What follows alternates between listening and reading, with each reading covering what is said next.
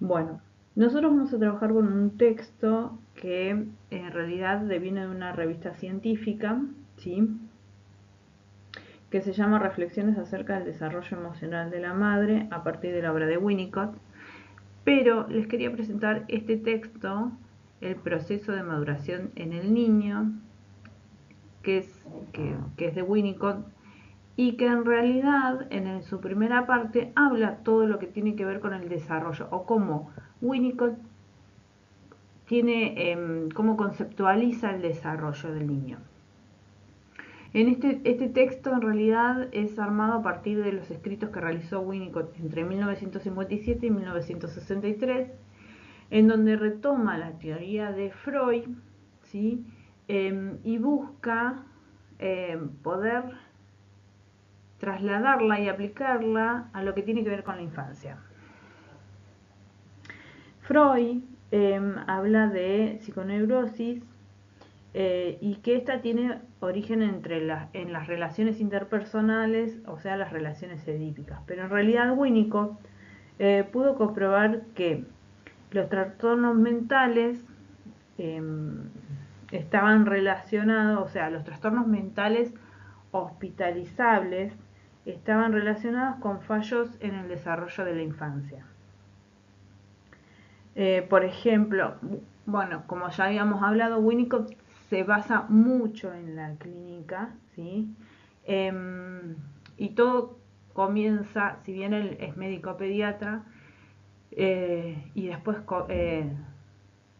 hace sus estudios correspondientes en psicoanálisis, después de la Segunda Guerra Mundial, él lo que puede empezar a ver es que los niños que son hospitalizados, ya sean porque perdieron a sus padres o porque fueron trasladados a las instituciones, o sea, los niños institucionalizados, ¿sí? Ya sea porque se los quería resguardar porque en su ciudad de origen estaba siendo bombardeada, entonces muchas veces se trasladaba a los niños, se los resguardaba en otros lugares donde, o sea, se los alejaba de la familia para resguardarlos en instituciones donde no iban a ser bombardeadas. Entonces, lo que Winnicott empieza a ver que, dada esta separación que tiene, ya sea abrupta o temporal, el niño, sobre todo mientras más pequeño es, de su entorno familiar y de su madre, es que esto empieza a originar, ¿sí?, dentro de la estructuración psíquica, una cuestión más bien patológica, ¿sí? Entonces, Winnicott empieza a estudiar cuáles son las condiciones que hacen a la clínica infantil, en lo que tiene que ver con las relaciones interpersonales que empiezan a entablar y que son tan importantes eh, después del nacimiento, y cómo influyen estas en el desarrollo de la personalidad, ¿no? Y bueno, habla de la dependencia, en realidad la dependencia como eje del desarrollo de la personalidad, que en realidad comienza en la primera infancia y donde el ego cobra sentido al apoyarse en la dependencia, los mecanismos mentales y los procesos psíquicos que se dan en la infancia. Ahora, este texto lo pueden descargar, está en internet, yo lo conseguí hace muy poquito en internet, y me pareció, lo que estoy leyendo me pareció súper interesante. Cuando habla de ego, en realidad habla del yo, y cuando nombra como el ID, está hablando del ello. Si lo llegan a leer en algún momento, tengan en cuenta eso, porque si no, tiende a confundir los conceptos o la forma en que podemos conceptualizar su teoría. El texto que vamos a trabajar se llama, como habíamos dicho, Reflexiones acerca del desarrollo emocional de la madre a partir de la obra de Winnicott. Este texto, la autora lo escribe, es original de Perú, o sea, la autora es de Perú, pero en es publicado en una red de revistas que son reconocidas, de revistas científicas que son reconocidas en América Latina, el Caribe, España y Portugal, ¿no? En sí, el objetivo del artículo es plantear o intentar indagar las vivencias que tiene la madre a partir de lo que plantea la teoría de Winnicott sobre el desarrollo emocional del bebé. O sea, que desde que nace el niño, ¿sí?, va a vivenciar procesos que tienen que ver con el vínculo, ¿sí?, con los vínculos diádicos o con el vínculo diádico hasta el acto creativo. En ese desarrollo emocional del niño también, según este artículo, va a haber un desarrollo emocional de la madre que acompañe ese desarrollo emocional del niño. Este vínculo diádico se caracteriza porque la madre vive un replegamiento sobre el niño, o sea, centra su existencia en la existencia del niño y está ahí dispuesta a colmar sus necesidades y a generar sus adaptaciones. Cuando hablamos de adaptaciones, estamos hablando de que el niño en su inmadurez no tiene un yo desarrollado que la madre le va a prestar, ¿sí? Por lo tanto, Winnicott plantea que se genera una unidad inseparable entre lo que es la madre y el niño. El niño comienza una vida psicológica cuando aparece el yo, o sea, cuando aparece el yo es cuando podemos hablar de que hay una autoconciencia, se percata de que hay, de su propia existencia, puede registrarse como ser en el tiempo, puede realizar y a su vez registrar los primeros actos creativos y puede también generar actos espontáneos que dan nacimiento al sí mismo. Y acá hay conceptos que vamos a tener en cuenta como fundamentales. Por ejemplo, la identificación. Fundamental en el desarrollo porque esta identificación que se genera no solamente con el otro, o sea, con la madre, y también sino con el vínculo diádico, ¿sí? Y habla de que cuando es adulto, o mejor dicho, no solamente adulto, sino después, una vez ya cuando este vínculo pasa por la dependencia relativa hacia una independencia que nunca es absoluta, cuando ya están en estado de independencia que no es absoluta, habla de que hay regresiones psicóticas en futuros vínculos hacia ese vínculo diádico. ¿Se entiende? O sea, yo genero un vínculo con una persona, me constituyo en relación a ese vínculo, ¿sí? Y en los próximos o los futuros vínculos que yo desarrolle, ¿sí?, va a haber una regresión psicótica que me lleve a querer revivir ese vínculo diádico en ese vínculo presente, o sea, en ese vínculo actual, ¿sí? La creatividad primaria es otro de los conceptos fundamentales que desarrolla, que tiene que ver o puede empezar a hablarse de creatividad primaria a partir de la recreación del pecho, ¿sí?, que genera el niño a partir de las necesidades y de la omnipotencia. O sea, el niño genera la ilusión de ser el creador del objeto que lo satisface. O sea, él piensa que él crea ese objeto. Y la madre lo deja creer que él es el creador en realidad, ¿sí? Y esta sensación de omnipotencia, o mejor dicho, esta omnipotencia que caracteriza al niño, que cree que los objetos responden a su control, que puede ser creador de los objetos, y que a su vez también las personas responden mágicamente a sus necesidades cuando él les convoca. Si piensan en una escena donde el niño llora, ¿sí? Plantea una necesidad, llora, no se sabe cuál es la necesidad, el niño llora. Lo único que sabemos los adultos es que el niño llora. Entonces, ¿qué hacemos todos los adultos? Corremos hacia el niño, le acercamos una cosa, uno le da una llavecita, el otro le acerca un chupete, el otro le acerca una mamadera y la abuela dice, ¿tendrá hambre? No, tendrá pañal sucio. Bueno, el niño lo que percibe es que ante el llanto o ante una acción de él, lo que él plantea como necesidad está siendo satisfecha, ya sea la presencia, el sostenimiento físico, la nutrición, el cambio higiénico o el sostenimiento emocional, ¿sí? Está siendo satisfecho mágicamente. Y bueno, y este ambiente protector que le va a dar todos estos cuidados y esta nutrición y sostenimiento que el niño necesita en el desarrollo esperado, ¿sí? Presenta fallas también.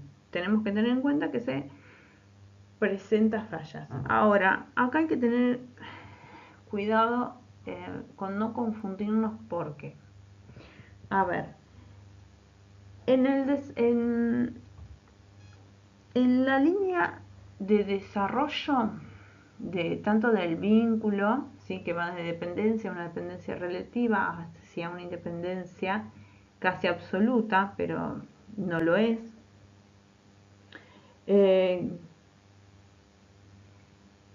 Vamos a tener en cuenta que el niño, si bien arranca de una relación simbiótica y diádica con la madre, que es donde hay una relación de dependencia, ¿sí?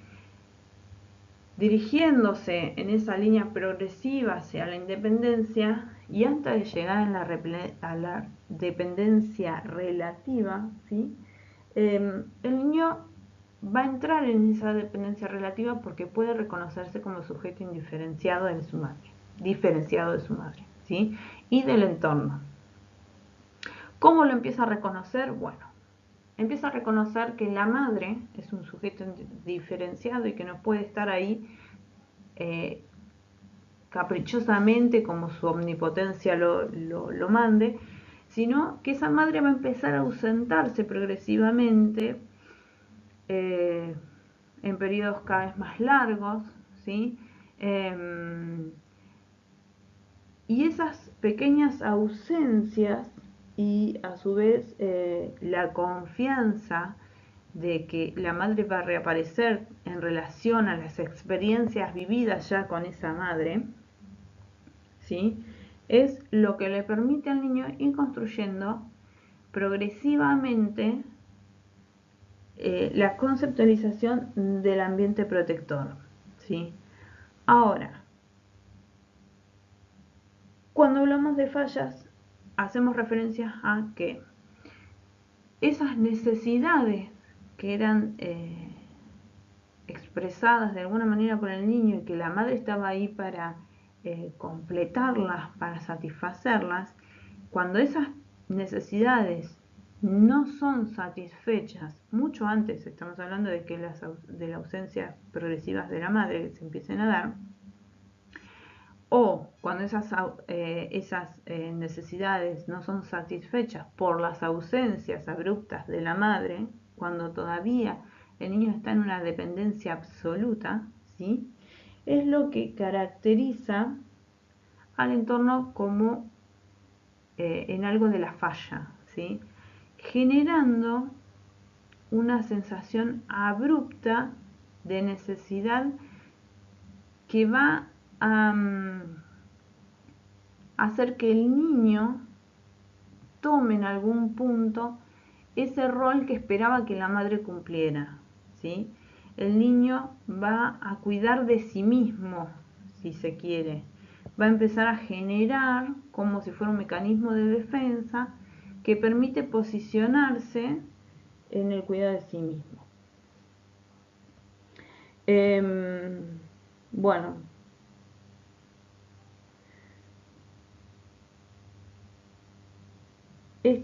ahí se genera un juego entre lo que tiene que ver con la frustración, cuando hablábamos del camino de la dependencia a la independencia relativa, ¿no?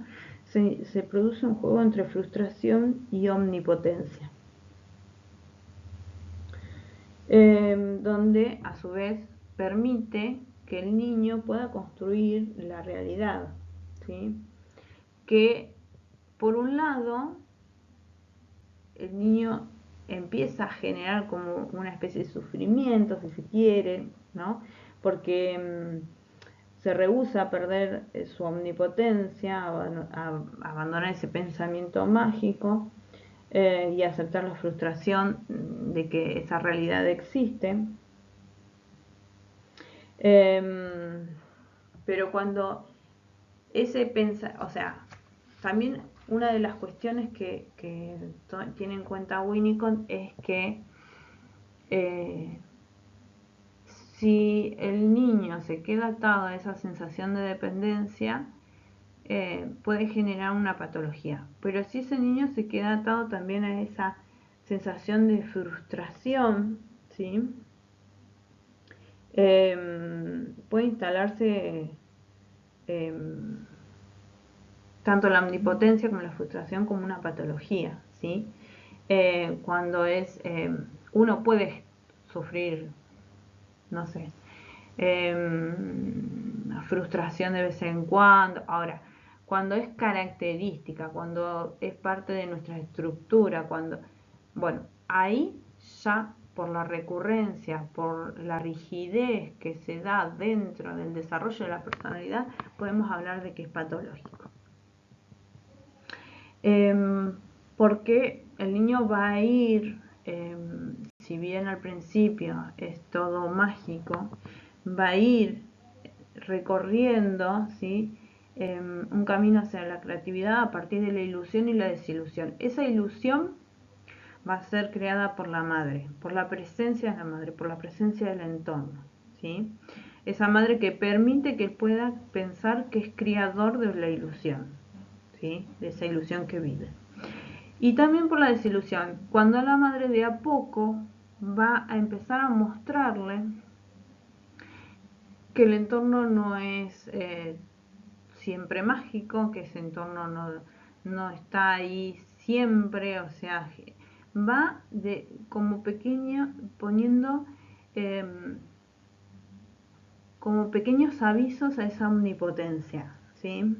La va a ir desconfigurando muy de a poco, progresivamente, para que no sea traumática básicamente, ¿sí?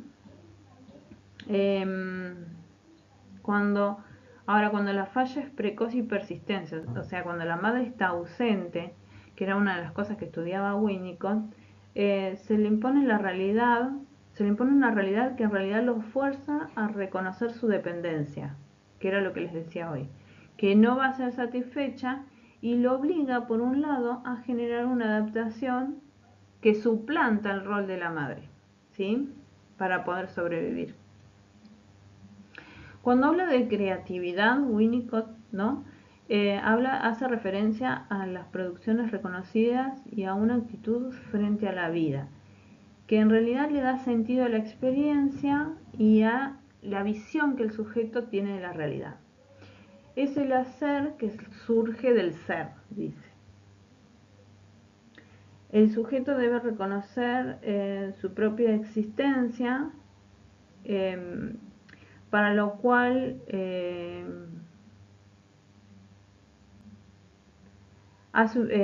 construye, o sea, está en la construcción del desarrollo emocional.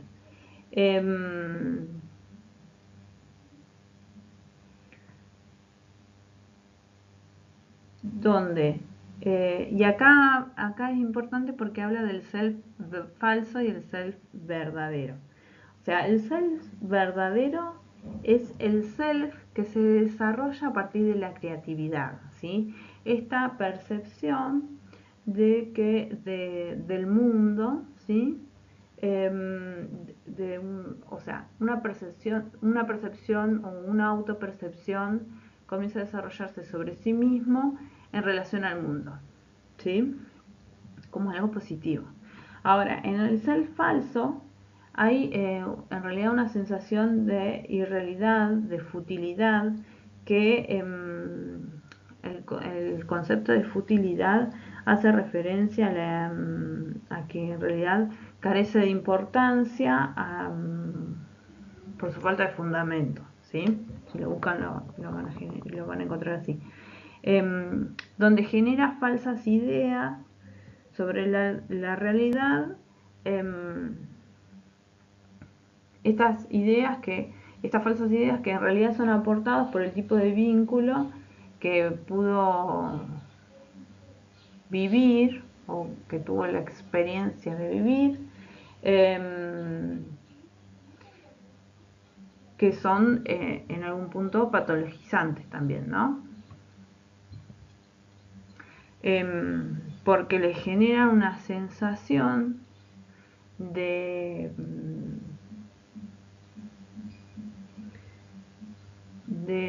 no tener importancia, de irrelevante, de disminución ante el mundo, ¿no? De su yo ante el mundo. O sea, en realidad el self se estructura a partir de la dependencia, que como dijimos antes, reina la omnipotencia. Esto es como para cerrar, ¿no? La parte del niño. Entonces, el self se estructura a partir de la dependencia. A partir de esa dependencia, en donde reina la omnipotencia, el narcisismo primario y la evolución hacia la independencia, es que empieza a construirse el self falso o el self verdadero en relación a ese vínculo con la madre, ese vínculo diádico, ¿sí? Y a partir del cual él, como vimos también, va a empezar a revivir ciertos vínculos futuros, los va a vivir de determinada manera. Ahora, en cuanto a la madre, en el texto se habla como que hay un segundo proceso maduracional de la madre cuando queda embarazada, o mejor dicho, reedita aspectos del propio desarrollo emocional como infante, ¿no?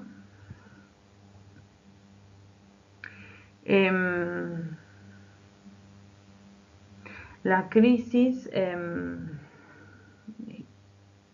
o sea, como toda situación, genera una sensación de crisis que lleva al crecimiento de la elaboración nueva, en donde se vive un surgimiento de un sí mismo más auténtico, dice, ¿no? Y ahí cita a dos autores, bueno, tres autores, en 1961, ¿no? Para hablar de este tema, cita a tres autores que ya habían empezado a estudiar este tema, y en 1961 Gret, por ejemplo, presenta la idea de que el embarazo como una crisis madurativa lleva a vivir regresiones, reorganización del sí mismo y a modificar sus defensas. Después Pines, por ejemplo, en 1972, habla de que el primer embarazo lleva a revivir y a completar los procesos de separación e individuación. Y en 1965 Lev, por ejemplo, habla de que durante el embarazo se produce una doble identificación que lleva a revivir experiencias y apropiarse del rol. ¿Por qué dice revivir experiencias y apropiarse del rol? Porque, por un lado, esto que decíamos al principio, la madre reedita, ¿sí?, su desarrollo emocional como infante, pero también hay un reconocimiento, hay una identificación con su propia madre, donde le permite empezar a apropiarse de su rol de alguna determinada manera, desde un posicionamiento. Ya sea en negación o a favor de su historia pasada, ¿no? Em, y dice que va a haber una modificación, ¿sí?, emocional, una modificación en la madre que va a ser instrumental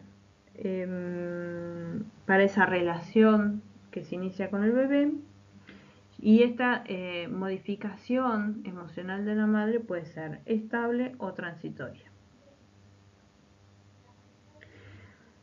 Después desarrolló, por ejemplo, los conceptos de preocupación materna primaria, que tiene que ver con la gradual sensibilidad que se da en el embarazo, ¿sí? Después la identificación primaria, que era esto de que hablábamos anteriormente en un comienzo del replegamiento, disociación de la madre, que permite generar una disposición yoica, ¿sí?, y una sensibilidad que permita satisfacer las necesidades yoicas y pulsionales del bebé. Que a su vez hay un replegamiento donde la existencia del niño prevalece en la escena, pero que le permite conservar parte de sí misma conectada con la realidad, porque si la madre se desconecta totalmente de la realidad, ya ahí estamos hablando de que también hay una patología, ¿sí?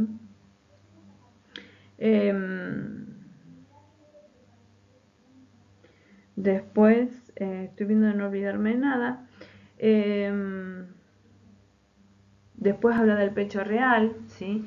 Que, bueno, Melanie Klein habla del pecho bueno y el pecho malo, ¿sí? Esta relación también con la ilusión del pecho bueno y el pecho malo.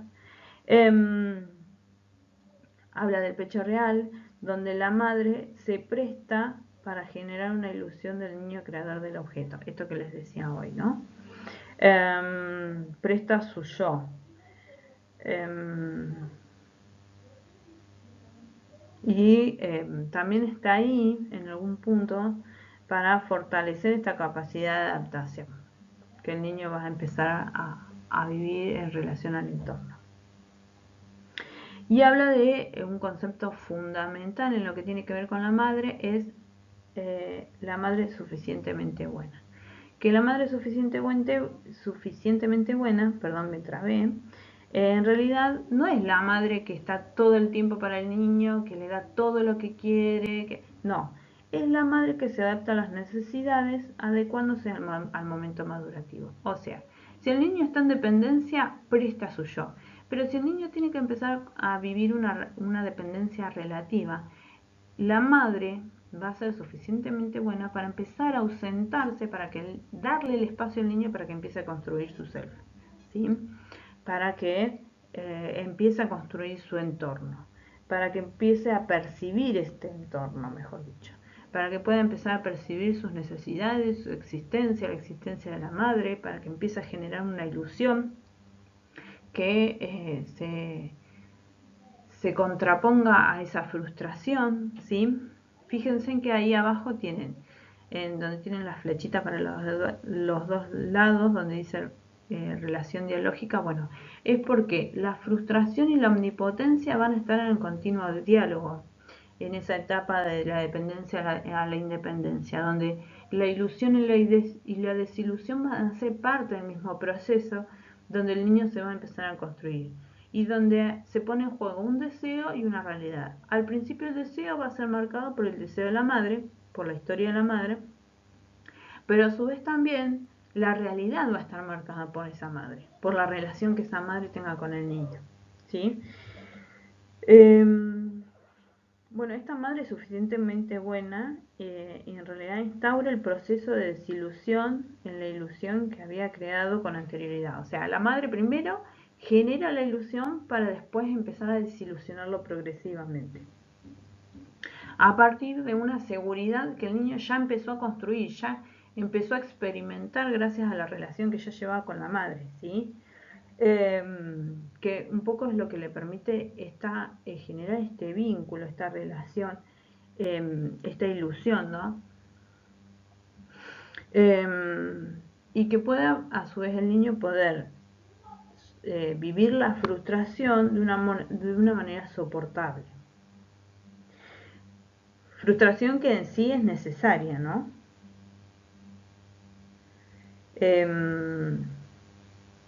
necesaria para generar deseo y la capacidad de individuación, ¿sí? De ser existente, que le permite esa desilusión gradual,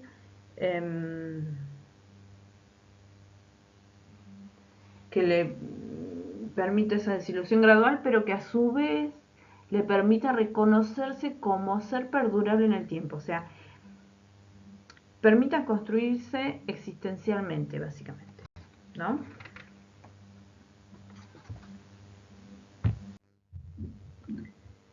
El desarrollo emocional tiene que ver primero con los elementos motores y sensoriales rudimentarios que el niño aporta, ¿sí? Y a partir de eso se van a suceder la integración y la personalización. La integración es un proceso que depende de la tendencia psicológica heredada, que era lo que veníamos diciendo recién, esto de los elementos motores y sensoriales rudimentarios, y la capacidad de poder desarrollar un yo y una personalidad, y que se nutre de la actividad materna. Esta integración parte de poder, este proceso llamado integración, parte de poder integrar el mundo interior con el mundo exterior, donde todavía no hay una diferenciación entre un yo y un no yo. Y la madre va a ofrecer protección al yo incipiente, evitando la angustia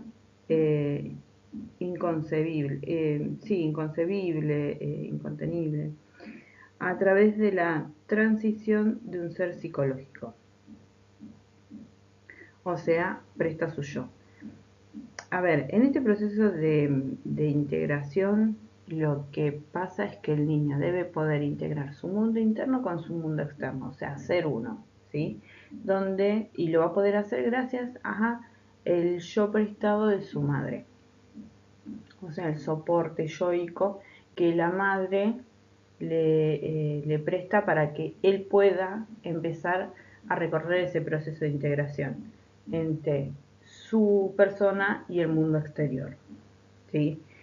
Para que después venga la personalización, que es que a partir de los cuidados regulares de la madre permite el desarrollo de la integración psicosomática. O sea, ¿cuál es esta integración psicosomática? Bueno, si tomamos a la piel como referente entre el límite entre el interior y el exterior, el niño va a empezar, ¿sí?, a poder diferenciar progresivamente, primero de manera incipiente, después progresivamente, hasta poder lograr esta diferenciación entre el mundo interno y el mundo externo. Primero necesita ser integrado en el proceso de integración para después empezar a separarlos, ¿sí?, por medio de los cuidados de la madre. Estas caricias, estos cuidados, verlo a la cara, esta necesidad de que el niño nos pida el contacto visual, el contacto táctil, ¿sí?, tiene que ver con esto, con que es el inicio para que el niño pueda empezar a delimitar entre lo interno y lo externo, ¿sí?, y poder empezar a reconocer esta distinción entre el yo y el no yo. Para todo esto, o sea, cuando empieza a poder lograr esa distinción entre el yo y el no yo, va a lograr la introyección y la proyección, ¿sí?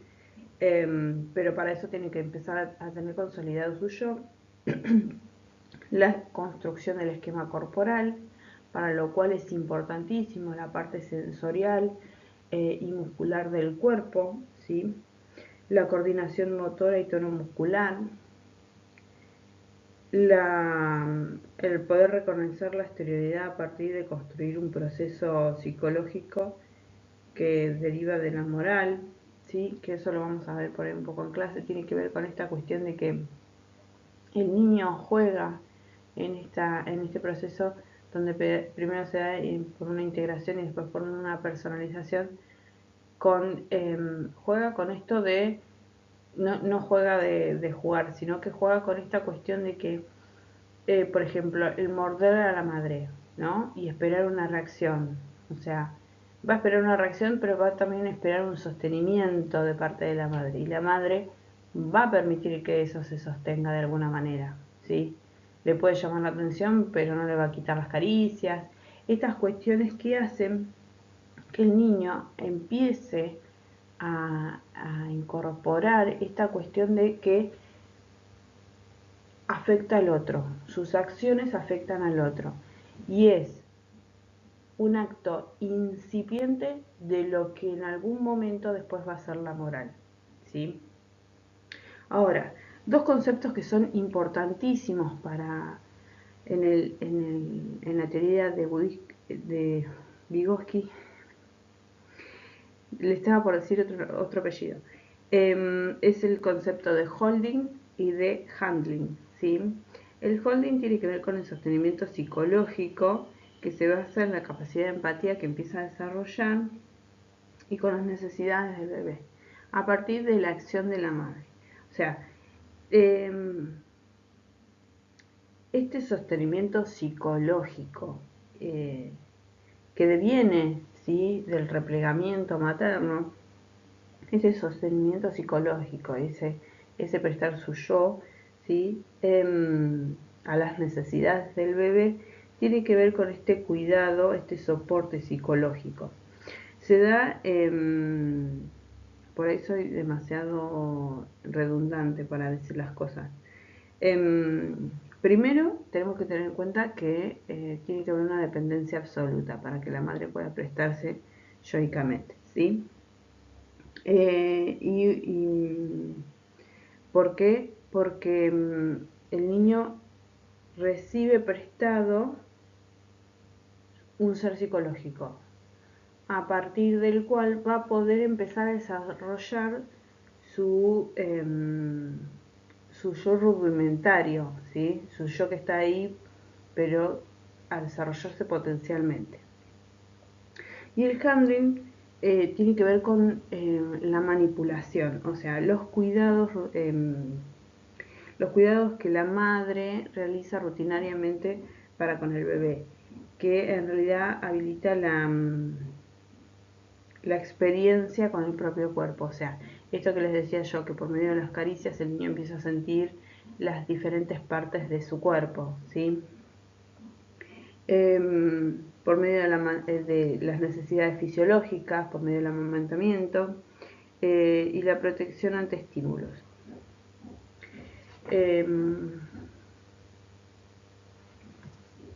Vamos a pasar a otra.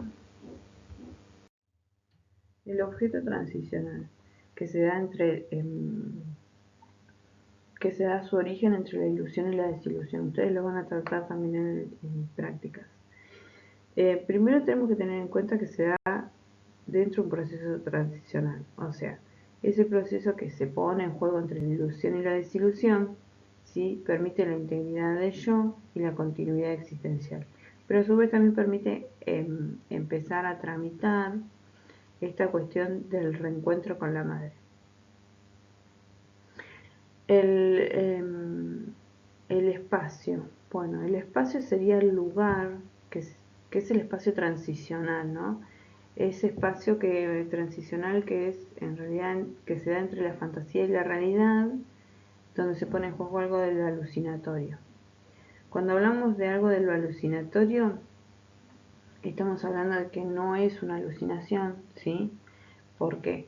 Porque si fuera una alucinación ya estamos rozando algo de lo patológico o de un proceso que se está llevando a cabo que no es lo esperado. Pero estamos hablando de un proceso transicional, ¿sí? ¿Por qué? Porque el niño sabe que el objeto no es su madre, pero lo significa y lo trata como tal, ¿sí? En